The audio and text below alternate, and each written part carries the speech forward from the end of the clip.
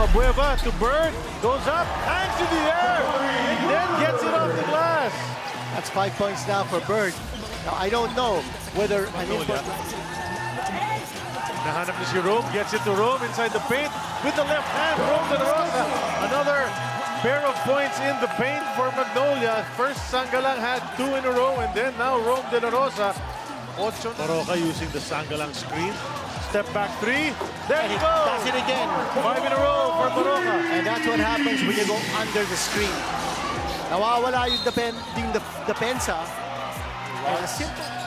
Here comes Baroka, bouncing baseline, and look at that! Layup from Aris Dionisio. What a pass. 2 seconds to go, Karakot puts it Baroka. up.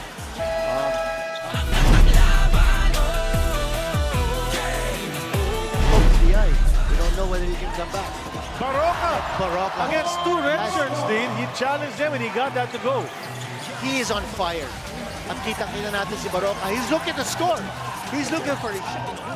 And Sangalang goes under. And he scores. He gets it to go. And he naisahan niya si Belga sa play na yun, Dean. Single coverage. Go Belga, not able to see that Ray Rishani just trying to do things on a one-on-one basis. That's a tough shot. Pasok yun. Harry Bird. I told you that jumper really looks good once he gets his bearings. This guy's flying high, flying like a bird. Dunks on Baroka left it from Bird. Bird in the... He's coming in. He's coming in. You knew that was coming. Whoa! He saw the runway. He was cleared for takeoff. A slap dunk. That's a travel. Keep it alive. And he's then gonna go. He's still going for the basket, and he gets it. He gets it.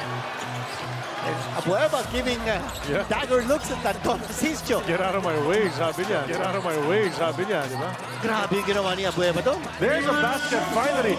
When is the last time? Abueva with a ball fake.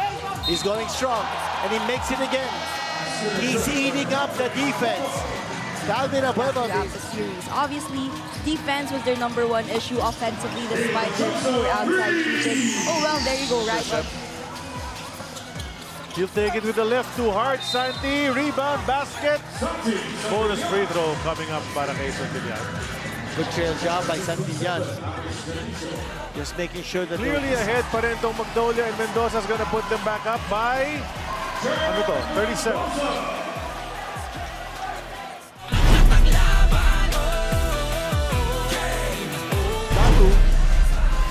Noku, 3. That's the second. Here's Clarito. Tipped away. Pero napunta kay Noku for the easy basket. Baroka to Zave. Zave to the hoop. Layup na naman para kay Lucero.